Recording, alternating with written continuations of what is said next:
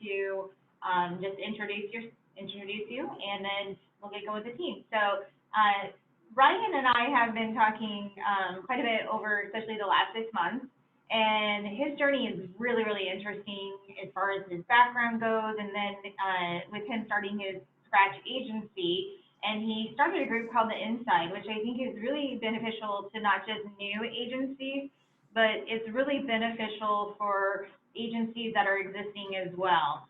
So today we're going to talk to him a little bit about his journey within the industry, and then also go through with him some of the things that agencies, no matter where you're at in your career, that you should know in regards to what are some best practices in technology that other agencies are using. So Ryan, if you could introduce yourself and then give your journey to us so far within the industry, I think it'll really help everyone who doesn't already know you get to know you, and if they do know you, get to know you even better. Yeah, well, thanks. It's great to be here, and I can tell that Gruner doesn't listen to my podcast, or he would have known all about that wall on your episode when you were on the show. So that's a clear giveaway that he's not a listener. So I'm not gonna judge you any more than I already have for that decision. But all right. So I'm just joking. But you should listen because it's the best podcast going. So my journey in the industry started about 15 years ago. I met this beautiful young lady, and I wanted to marry her, but her father did not want her to marry a bum. So in order to make sure that that was the case, he kind of made me a mafioso style offer that I couldn't refuse, literally in high leatherback chairs in the office of his large home during a Christmas party, like seriously out of a mafia movie. And he basically said, "You're going to come sell insurance for me." And I took that deal. So I started as a boots on the ground producer for a single location, independent agency, kind of generalist, in all shapes and sizes, really what you'd consider like the cliche, right? Like 60-40 personal commercial, right? A lot of small business, a lot of home and autos. Been around for, at that time, I think 35, 36 years. And I did all the things that producers did in 2007. I cold called people. I drove around and dropped my business card off at businesses. I went to Chamber of Commerce meetings. I harassed all my family members and friends. And I slowly built a book. And by slowly, I mean 18 months in, my father-in-law called me into his office, and I was basically on the verge of being fired. He looked at me and he said, "Man, we may have made a mistake here. Insurance might not be for you." And that's a tough pill to swallow, to hear from your father-in-law that he's about to let you go. And I convinced him to give me some more time. And I don't know, you can call it fate, serendipity, fluke, luck, whatever. A series of events led me to hear a conversation between two referral partners that I was really interested in meeting, in which their connection point was LinkedIn. And I didn't even know what LinkedIn was at the time. This is like 2009. And I said, why would these two people connect on LinkedIn? So that started my path into digital marketing and storytelling and blogging and video as a way to reach out to people and establish a connection with them before I would cold call or meet them. And it changed the whole course of my career. 8 years into working for the Murray Group, I kind of hit a wall. I didn't have the same last name as them, and all the family dynamics that, we're all fairly aware of in terms of how agencies work and ownership works and perpetuation. Those were all obstacles for me. And at the time, my brother-in-law, who was basically my same age, made it very clear that though I was always welcome to be a producer there, I would never be more than that. And at the time, that was a deal I was unwilling to take. So I left and took a new job as the chief marketing officer of trustedchoice.com. I launched the Agency Nation platform and grew that. I put on Elevate 2017 and 2018. 2018, I think, is still one of the best insurance conferences that have ever been held. Not necessarily because of me, just in general. It was a really great event. And unfortunately, all good things must come to an end. That started to not work out so well. Association life isn't for everyone. It certainly is not for me. And I became the chief marketing officer of Bold Penguin, which was a perfectly fine job, perfectly fine. But at that point, my brother-in-law ended up getting diagnosed with terminal cancer. And my wife had to basically take over his role as the primary sales producer in their office, which meant that I couldn't be on the road all the time. At that point, I was on the road 2 to 3 weeks a month. And I quit on the spot. 2 days after we found out, I put my 2 weeks in at Bold Penguin, and I took the next best opportunity that I could get in Albany, which is not a bastion of quality insurance careers. And the Murray Group did not want me back. So I took the CEO role of a 6-location fitness franchise, which is an odd step. With good learning experience. After 9 months there, the founder of that business decided that he wanted to be the CEO again. And I woke up at 8:30 I woke up and went into work at 8:30 on a Monday, and at 8:36 had my hat in my hand and was walking out to my truck as a former CEO of that business. So I felt like all this was telling me that I should have never left insurance and that I don't really make a good employee. And I mashed those two things together and decided to kind of build this agency that I'd been taking notes on for a decade. And that's really where Rogue Risk came from. And I've been working on it since October 5th of 2019 and officially launched March 9th of 2020. And we got our 6-month anniversary coming up. So that's kind of where we're at. Cool. Well, thanks for sharing that background with us. And it's always interesting, the roller coaster journey that we take towards entrepreneurship, and then during entrepreneurship, it just continues for us. So tell us a little bit about the inside, why you started that during your Scratch journey, and what does that platform do for you, and then also do for other agencies that are a part of that? Yeah, so there's two things there. When I started the agency, so I wasn't planning on being fired as the CEO of that fitness business. So it wasn't like I was, it's not like we're broke, but I wasn't certainly like saving to start a business. It just, all of a sudden didn't have a job anymore. So I needed, the truth is I needed to find a way, a mechanism to finance starting a business. And I thought that would be speaking. And I always have a pretty good luck at getting consistent speaking gigs, which is great. And I needed something else. And I thought no one had ever documented the journey of starting an independent agency, in real time. So I said, okay, I'm positive that there are other people who have gone through this journey. I'll create a community in which I kind of document my journey as a mechanism or a launching pad for conversations about what so many of us are struggling with, even people who aren't just in the beginning stages. Because I have conversations with people that have been in the business for 40 years that are struggling with the exact same thing that I'm struggling with today, 4 months in. So that's how it started, and it was good. But I will say that the inside as a formal thing has kind of fallen away in I underestimated how much work it would take to start the agency. Not that I thought it would be easy. I don't want to, that makes it sound naive. I knew it would be hard, but I found that just one, I hate charging people for stuff, which I get yelled at all the time by every mentor I've ever had, including, I think, Danielle, the first time I ever spoke to her on the phone. And two, I didn't like that the content was only being shared with people who were paying for it. So I thought it had a lot more value than that. So what I've done is I now pay someone to produce my podcast for me. I've dialed up the podcast, and then I sell sponsorships to the podcast in exchange for the inside as a way to backstop the agency in these early days when, your commissions 1 month will be, you'll get a $5,000 check from a carrier 1 month, and you'll get no checks the next month. Until that kind of evens out, I use the platform and the podcast and all the interviews that I do, like yours, as a way to finance that. So that's kind of where we're at.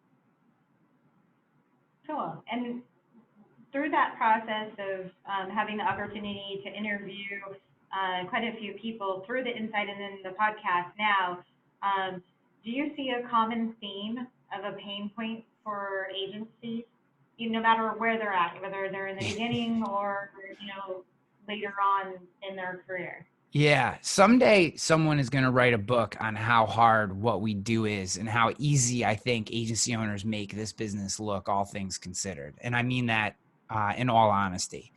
I would say that up until the point that I started my agency, I would consider myself someone who having never actually been an agency owner, I had probably spoke to as many agency owners as anybody. Conversations over glasses of whiskey at midnight and face to face, kind of during a conference and a group of 10 people all talking. I mean, every variety of conversation from agents all over the country. Everyone from brand new agent inside an agency all the way to a veteran agency owner who had bought and sold multiple agencies and was all different iterations. So I felt like I had this wide spectrum view on the industry, and I could sidestep some of the common challenges or obstacles that agency owners face because I saw them coming, right? Most of the feedback that I would get is I had no idea X was going to happen and I was faced with this challenge and here's how I overcame it. And I thought that by boiling down all those conversations, I would be able to see these things coming and sidestep them. And I think to a certain extent, I have been able to do that in certain aspects. There are other things that are just hard truths that are business that are incredibly difficult to overcome. And I don't know that it's possible to sidestep them. You just kind of have to plow through them. And because of that, I honestly believe my vantage point has changed on two particular topics. One, I used to fight so hard the idea that every agency was a unique snowflake. As a vendor, you say to yourself, what is the problem with these guys? Why can't they see, this, and then you move to this and you do that and you just don't see it, right? You don't get the nuances of personality and location and carriers and markets and industry and classification and desire. And and all those things do honestly lead to every agency being a snowflake. Not in the liberal versus conservative way, but in the every snowflake being its own thing kind of way. And because of that, there are challenges. Like what works for Nick may not work for me, even if it absolutely positively is the right answer for him and it is helping him triple his business. That same idea, process, hiring method, automation tool could blow my business up and cut my revenues in half. And that is an incredibly difficult thing to deal with because it makes lending out widespread advice incredibly difficult for us. Okay. So that was number one. The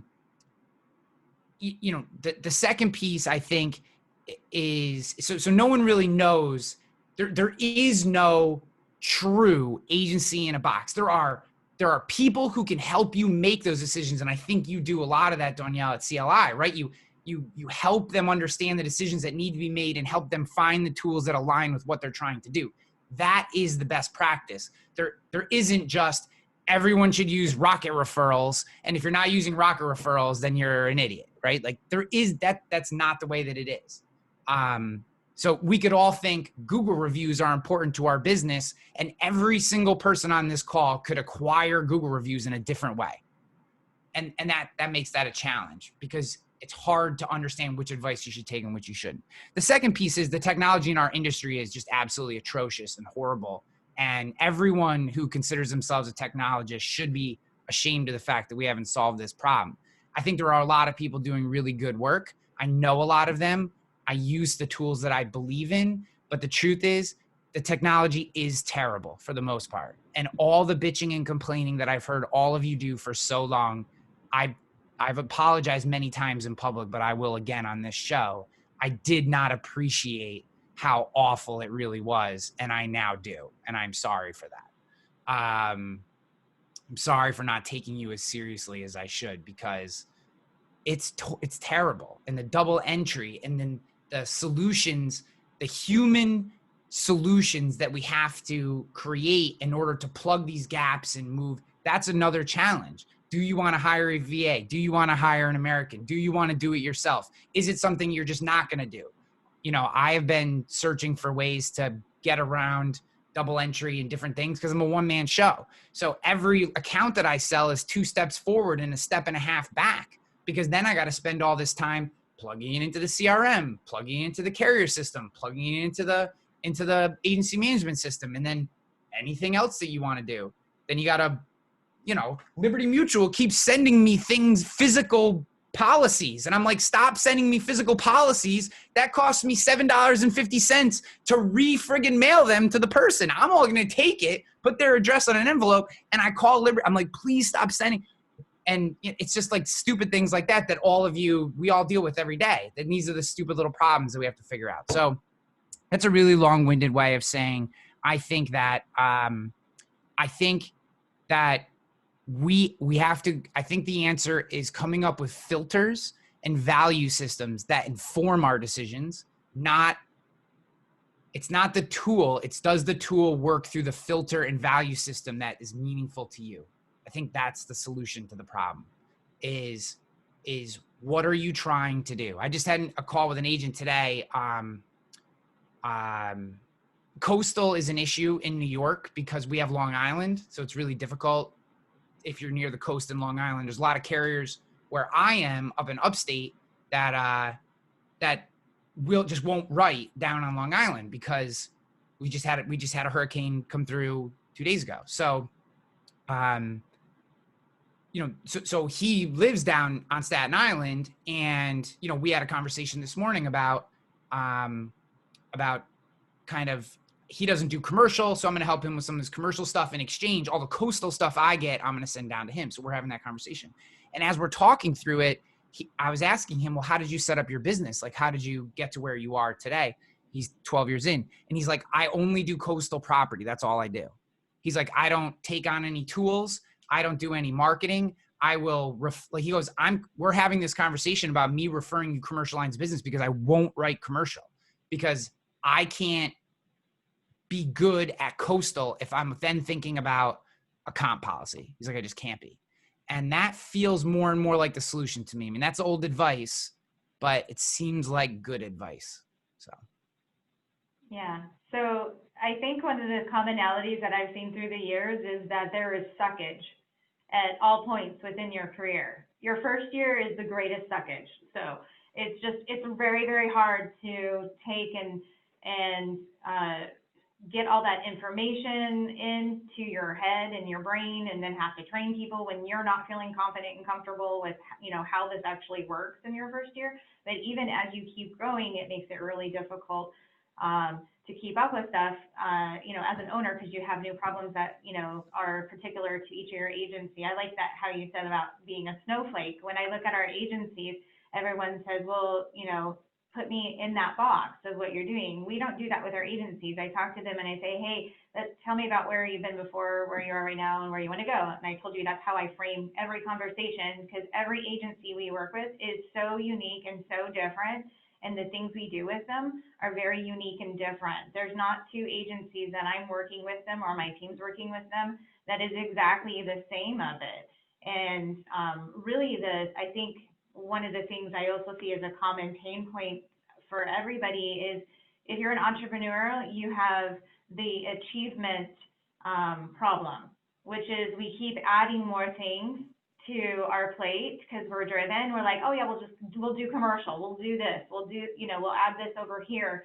And the problem is that we don't stop to think that should we be doing that? Like you're talking about the coastal, and really specializing in what we're doing and being very, very good at what we're doing. We'll add on all these other things because we want to keep driving and we want to keep succeeding, but all we're really doing is adding more stress and more time or more things that will allow for other problems to come down the road that we cannot anticipate. And then I think it's interesting that you interviewed, you know, a bunch of people in the industry and you got the perspective.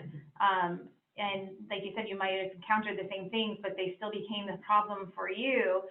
because we all react to them very, very differently. Mhm. So the outcomes of how that certain one little thing impacts us is totally different from the next agency. And so I feel like a lot of times when I spend time with agencies, most of my portion is just, I always say that Heather and I should be, have like a PhD in psychology, because a lot of it is just listening and having someone to talk to. So I think, I like that you have always been transparent in, you know, saying this is what I've done, well, but really this is what I really haven't done well, and then have a real conversation about that, because then people can understand that it's okay for them to have that conversation, and that we all need to be therapists for one another, not to lean into like how much it really sucks, but what we can do to get out of it, because how we reacted to it created a different situation than if I had responded to it or another person had responded to it. So I You think know, that's really huge. yeah, I couldn't agree more with everything you just said, and I appreciate you pulling that out about the podcast. I mean, that's really the one thing. That's the reason I do the podcast. I mean, one, it's free consulting for me, and selfishly, I love that because I get to talk to all these amazing people and people who wouldn't normally give you your time. Like, getting on Danielle's calendar. I mean, you got to work through a whole series of gatekeepers to get there. I mean, we're talking to elite. And but to get an hour of your time, and I just get to pepper you with questions and really dig into your mentality. That's very selfishly, I love that. But more importantly, what I like is um, people get to see that they're not alone, right? I mean, that to me, I think is a killer of productivity, is when you're trying to work on a problem and you feel like you're alone. Like you feel like no one else understands what you're dealing with. And maybe no one understands the exact thing or the exact issues, but they've solved some version of that problem. And it's why I really like and am such a strong proponent of groups like CLI, groups like I'm part of a mastermind that David Carruthers runs around commercial insurance called Killing Commercial. I have all these little pocket groups, some of which we talk once a year, some of which we talk once a week. Um, there's another agent in California whose focus is comp, like mine. So my primary focus is comp. It was always meant to be, and then COVID happened 6 days after I launched my agency, and there's a whole series of mistakes that we could go into there. But I finally started to really dial into what I'm the most interested in and how I wanted to grow my agency. And since then, it's been doing much better. But he's doing things the exact same way, and we really work on each other, and we text each other how many calls we made that day, or what successes we have. And just he's in California, I'm in New York.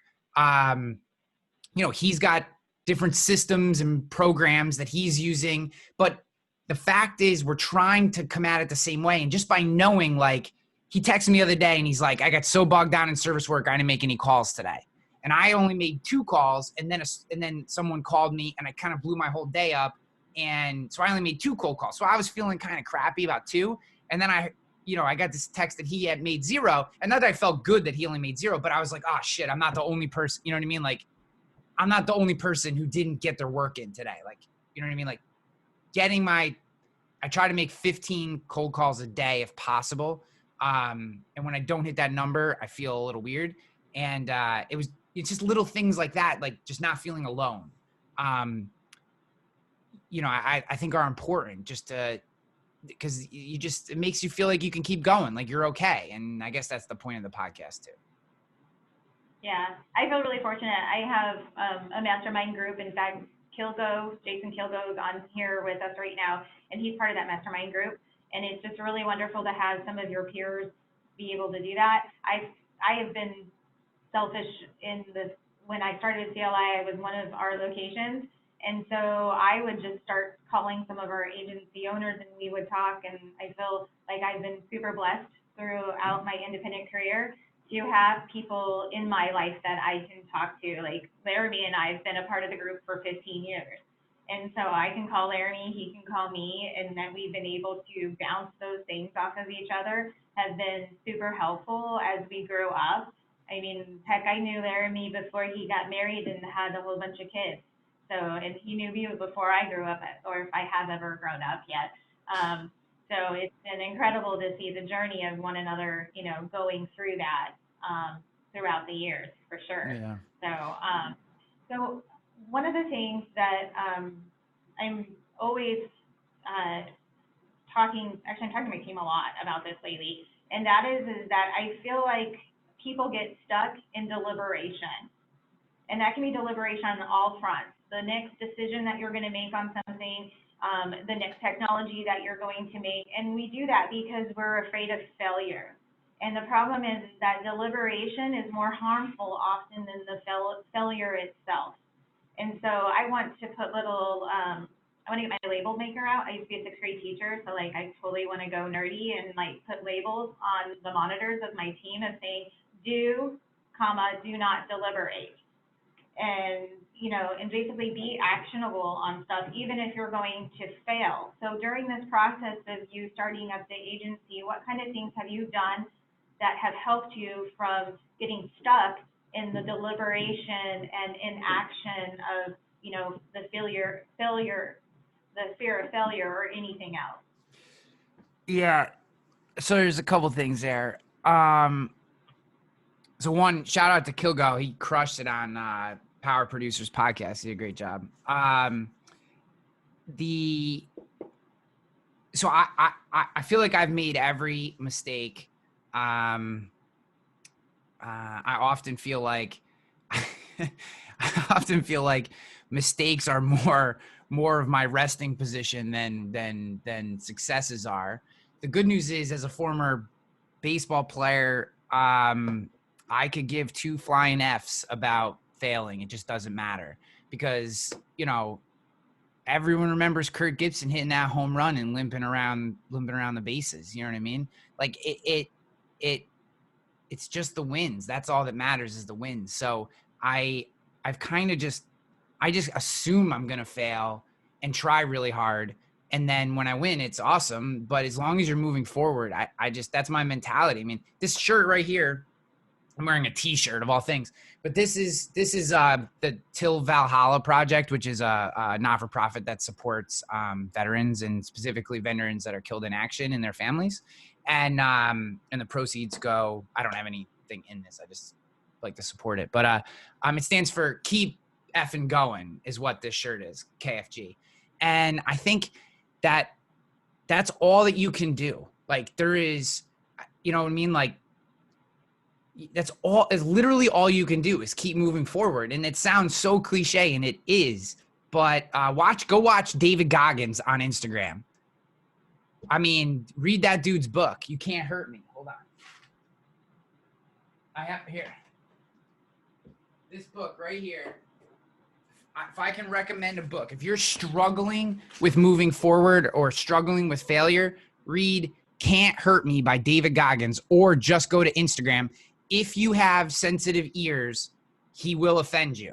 But if you don't, it's like motivation, rocket fuel, or like, I don't know if you ever got into cocaine or anything. It's kind of like cocaine. Like really, it gets you jacked up, crazy. Like you just can't stop. And then, I kind of tactically though, what I do is I mix, I use something. And this is a shout out to Josh Gurley. He got me hooked on the Full Focus Planner, which is just, and there's a million of these things. I just use this particular one because he sent it to me because I was talking to him about his process. And what it allows me to do is take time to think about what are my big goals, but then just break them down into what I need to get done that day.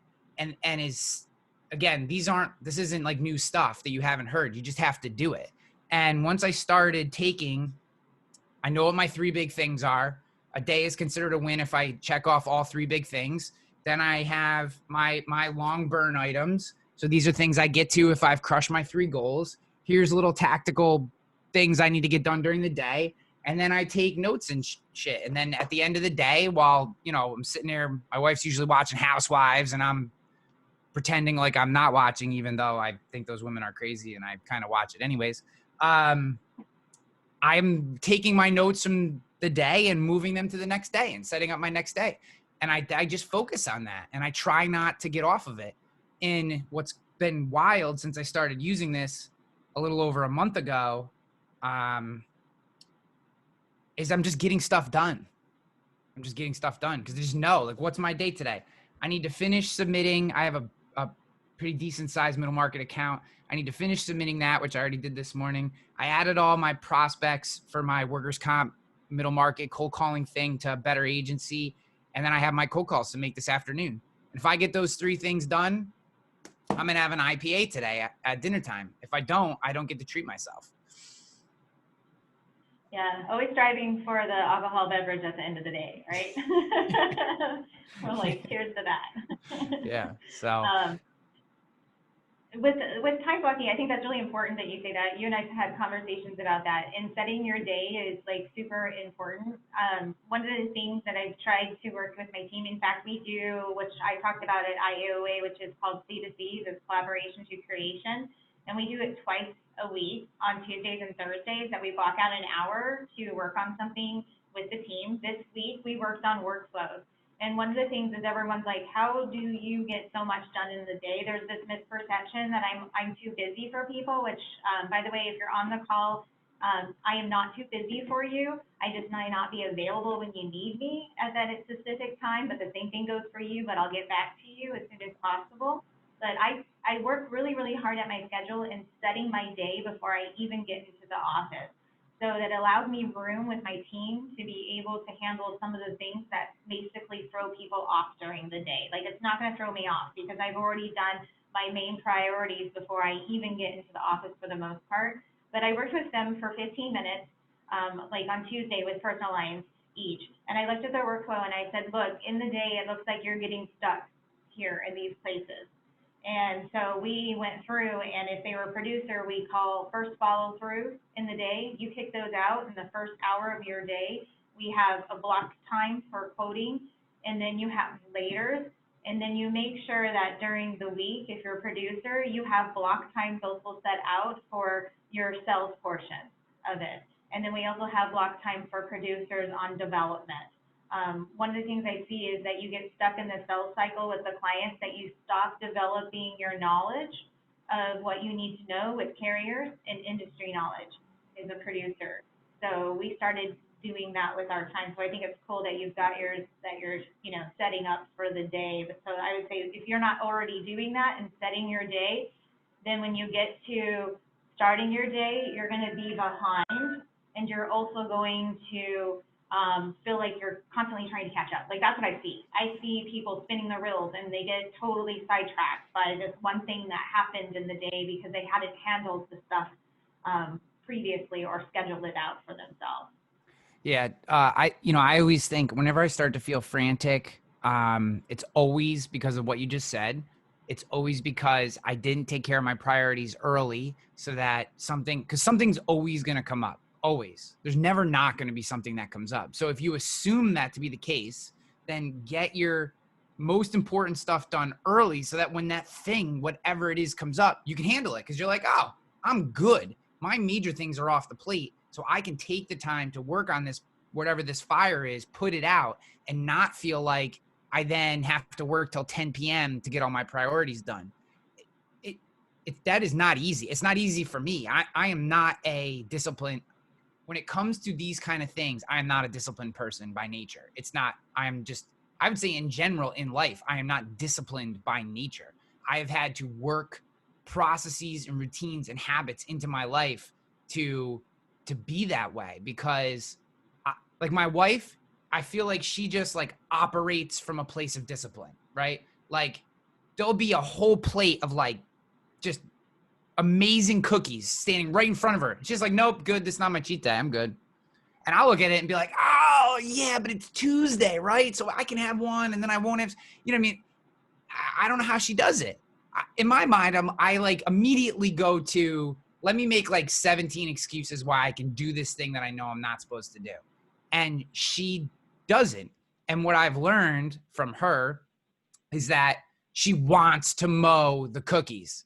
She just doesn't allow herself because it doesn't help her get to where she wants to be. So she's had to build discipline into her. So I've been trying to do that, and it's a work in progress. I mean, I still have days where I feel frantic at the end, like I didn't get anything done.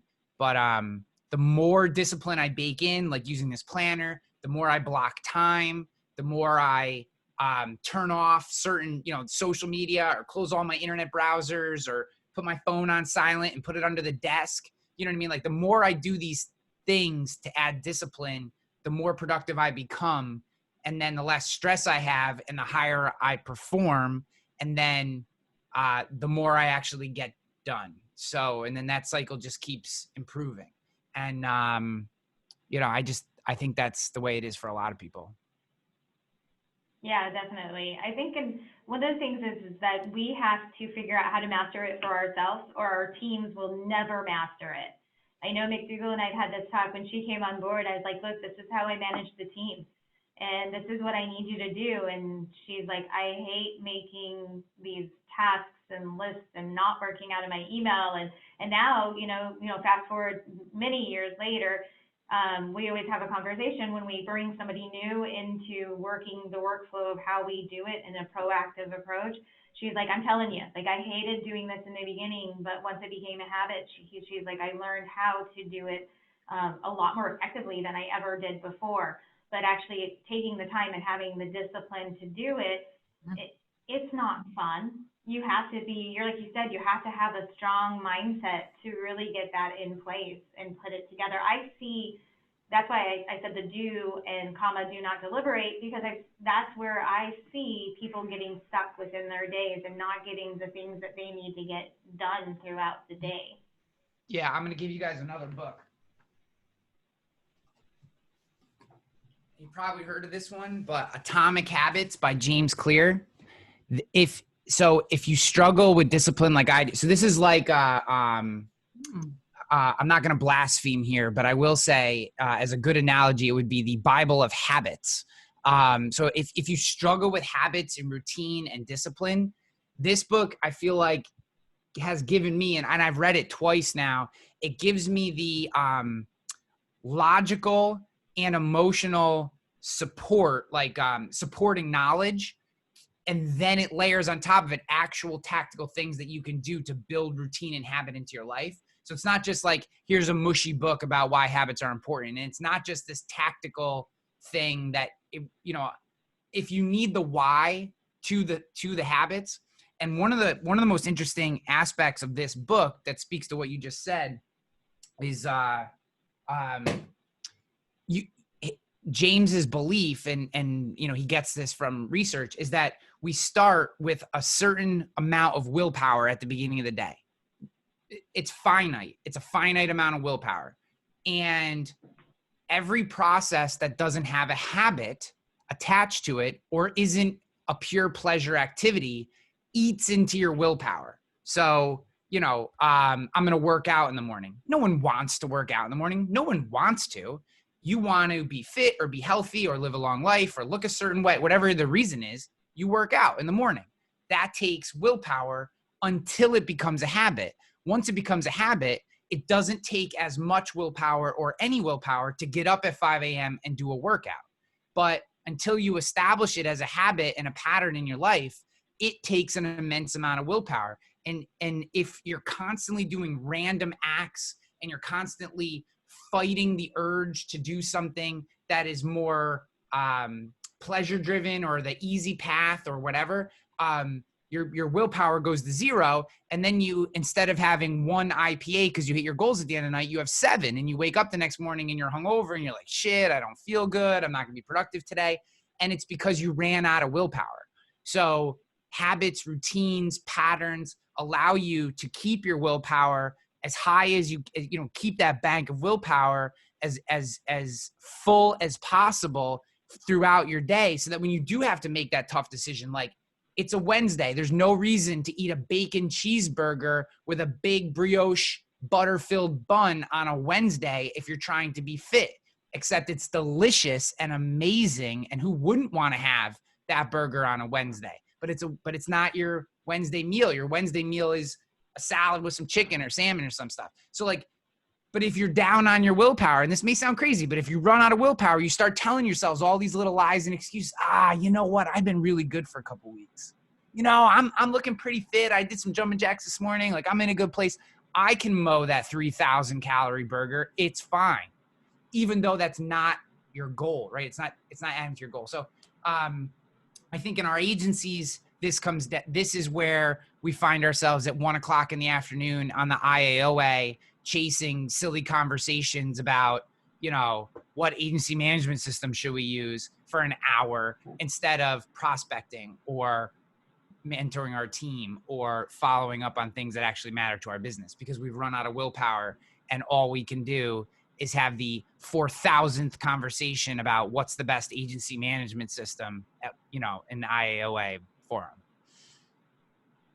Yeah, definitely. I totally feel you on the whole, like, the habits of it. It's interesting because, like, I think a lot of people are like, oh, you're really good at all these things, and I see you're forward based, like, because I've been in the industry for a while, and I, you know, have an agency that's pretty established. And the thing is that it is, unless you set it as a habit, it goes back and you slip back no matter what phase you're in. That's the reality of being human. So all of these people that we put on a pedestal that we say, hey, they're killing it in the industry. But there's all of this behind the scenes stuff that they have to fight, you know, with the habits and making sure that you create them and keep doing them, because it's not easy. It's really not easy. And it's easy to, like you said, have the willpower, you know, get drained in that process. So, you know, I appreciate you sharing the books. I mean, we've got like 3 books now that we've got to go and read. Yeah, and I'm like a Kindle addict. One of the things I do when I feel like I'm slipping on some stuff or my mindset is in a really bad place is I am totally addicted to TED Talks. And so whatever it is that I'm like not like feeling it, like I'm like, okay, how do you motivate a team? Like I'll just put that in TED, and then I'll look at TED Talks, because at least that's better than, like you said, just scrolling Facebook the whole time. And you're like, oh, all these people are doing this really awesome stuff, and you know, and then you sulk in your own, you know, issues that you're dealing with. I go and try and find TED Talks to try and go, okay, somebody's had to talk about this. They're going to talk me out of the way I'm feeling and get me to a better place. So I always, TED is like a go-to place for me for anything, like for personal and professional. Just nice to be able to hear speakers that can help you through that. So we've got about 12 more minutes left. I definitely want to open it up for the next 10 minutes for people to ask questions. And then what I'm going to do is we'll do a wrap up. You know me, I like to, you know, put all the pieces together. We're not going to do a plain analogy today like I did for you last time, but I'm sure I can do the wrap up. That was one of the most epic intertwinings of an analogy throughout an hour-long conversation that I've ever experienced as a podcast host. So you deserved all the props that you received for that. So if you have any questions, I have people on chat. Let me know and I'll unmute you.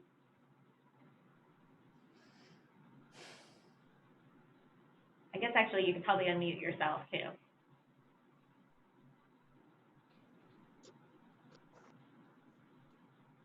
I think we've stunned them into silence. If no one asks questions, I'm talking Bills football for the next 10 minutes. So just.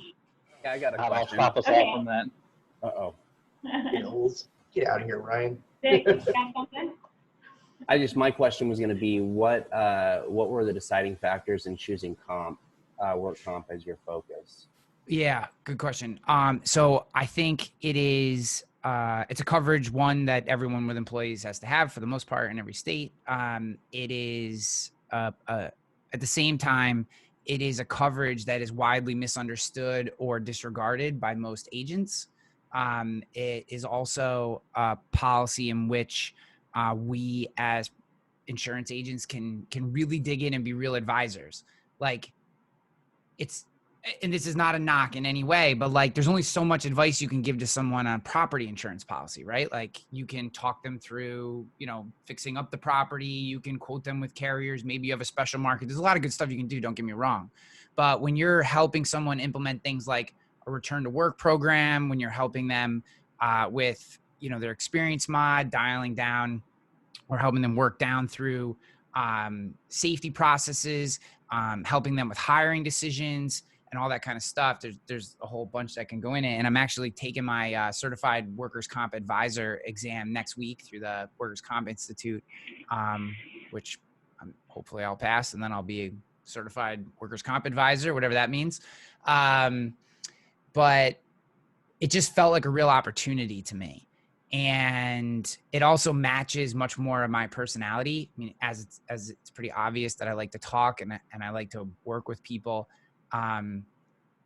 It just fits more of what I'm interested in. So I saw it as an opportunity. I think that there's not a lot of agents that differentiate through comp. I think it might feel like it because a lot of them are talking about stuff on social media, but we're talking like maybe less than 100 in the country.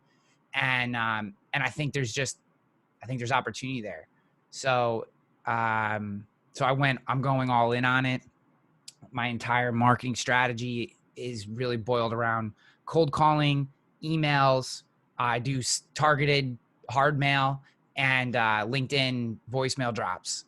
And I use Zywave's MyEdge and the NYCIRB and the NCCI websites to both define who the carrier is, the company's X date, and their experience mod. And I use those 3 pieces of information to drop them into a 12-month sequence.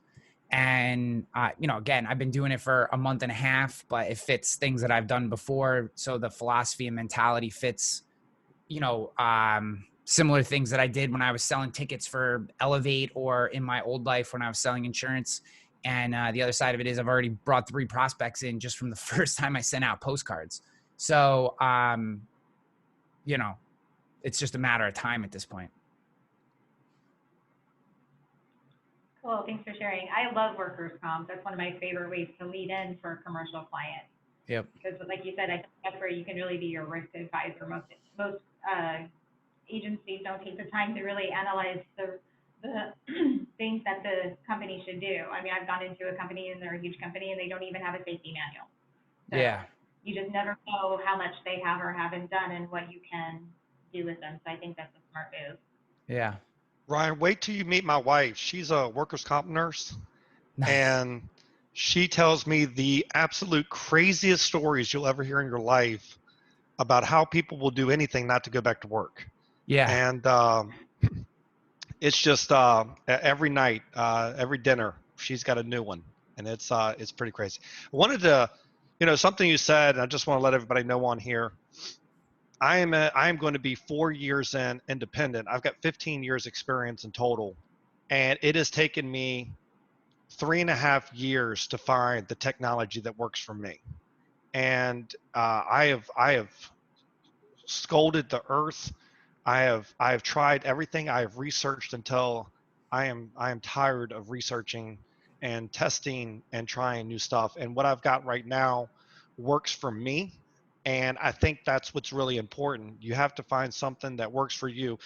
Ryan, just what you said right there 5 minutes ago about how you've got things lined up in your automation. That's it. You do that, and then now everything else is hard work, right? Yeah. So hard work supersedes everything else, right? So if you can literally what we do, you can do on an Excel spreadsheet. You can do with pen and paper. Mm-hmm. But the technology makes you efficient. It makes you faster. And so it's coming. I think there's some things down the pipeline that are finally, I won't say catch up, but they're finally coming into their own to where I think it is going to change the insurance industry. And I think the old way of doing things, you have to be able to adapt. And I've got so many integrations and things working right now that I have found, 2 or 3 systems. I really would like one, but I've found 2 or 3 systems that have just worked, and they all talk, they all gel. My staff is on board. If I changed anything right now, I'd probably have a mutiny, but it works for us. And we've got everything lined up from, onboarding to the lead coming in to onboarding to 5 years down the road.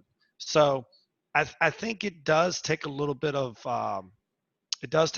work, but I think you can't replace hard work. So just No. like you were saying on your scheduling, Grant Botma just put out something. I cannot remember. I'm in his course and I can't remember the name of it. The culture course. The culture course. Mhm. Gosh, I don't know how I forgot that. But it is a great course. I do respect Grant on a lot of things, but one of the things he put out just recently is his calendar and how he blocks it. And that, for me, is very important. You have to block your calendar. And one of the cool things that he does is on Mondays, he will review how he did last week to what he's doing, and he fixes his calendar for the next week, and then he does a future calendar. So he's looking at previous week, current week, and a future week. And I just think, if you can block that out and take massive action, you're going to win. You're going to get things done, and that's what, at the end of the day, it's that action that's going to make a profit.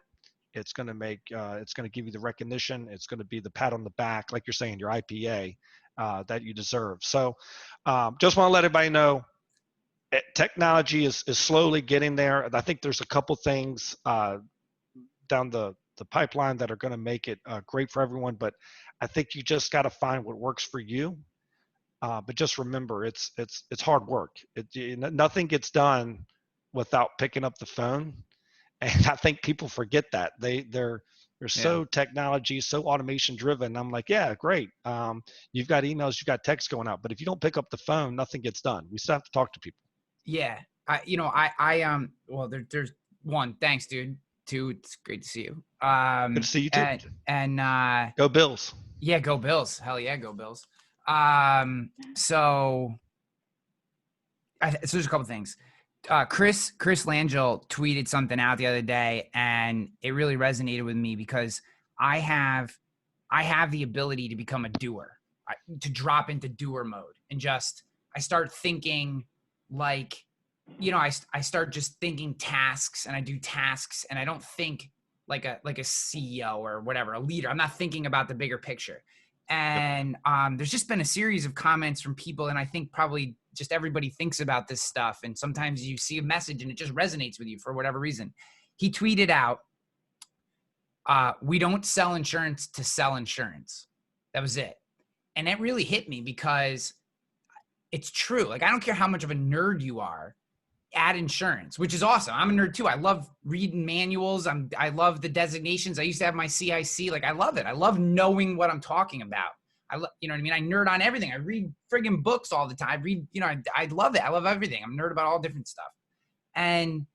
But I don't do this to do this. I do this so I can take my kids to Maine, and I can pick them up at 3 p.m. at their camp and be there to pick them up versus sending someone else, or, you know what I mean, whatever, or having them stay in the after program. That I can just be like, you know what, it's my effing business. I'm going to pick my kids up. Like, I don't care.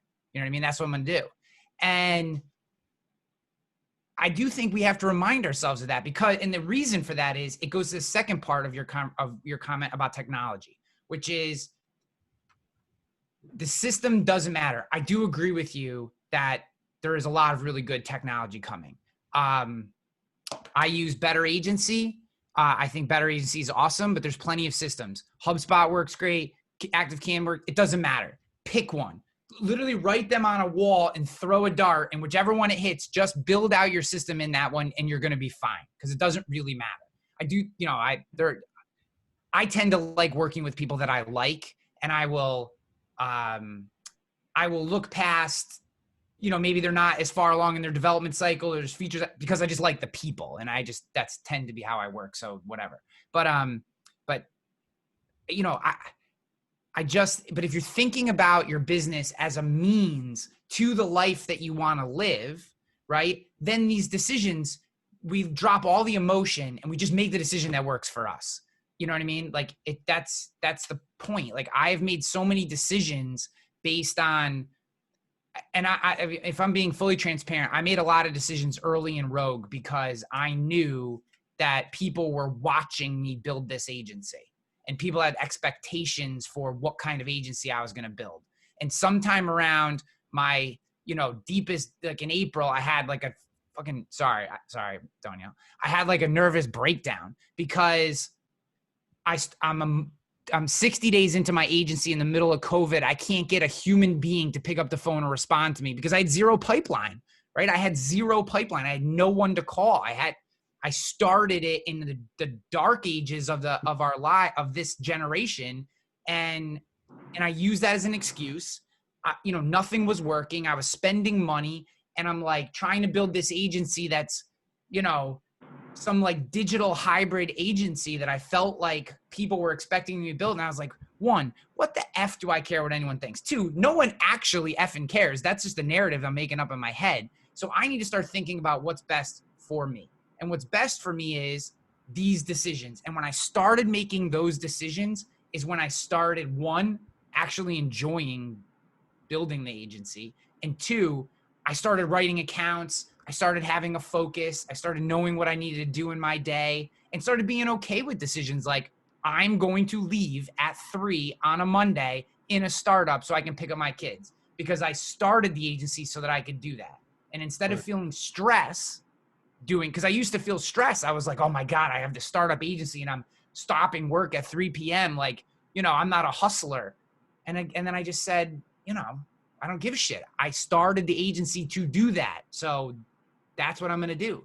And those things just made all decisions easier. So now decisions are easy. They're just easy. Does it help me write more workers' comp insurance? No, I don't give a shit. I do podcasts because they still help me finance the agency and when I like doing them. And I work on writing more workers' comp. That's what I do for my business. Those are the only two things. And if it doesn't fit those two things, I don't do it. I don't take demos from InsurTechs anymore. I don't, I do have one-off calls with agents on Fridays because I just like to do that. But like Monday through Thursday, I have two focuses. It's writing more workers' comp and getting those podcasts done because that helps support the family too. And that has changed everything for me. And I'm now looking at hiring a VA to start doing back office work so I can do more of that. Every decision is through that frame. And I try to make it as emotionless as possible. I'm on QQ Solutions because a guy that I really like, it works for Vertifor. I effing hate the system. I hate it. I hate every part of it. I'm going to drop it and go to something else. And I don't care. I did care. Now I don't care anymore because it doesn't help me move forward. It doesn't help me move forward. It can help someone else move forward. It doesn't work for me. But, it's a tough thing, man. It's just freaking tough. Yeah, well, I really appreciate your perspective on that.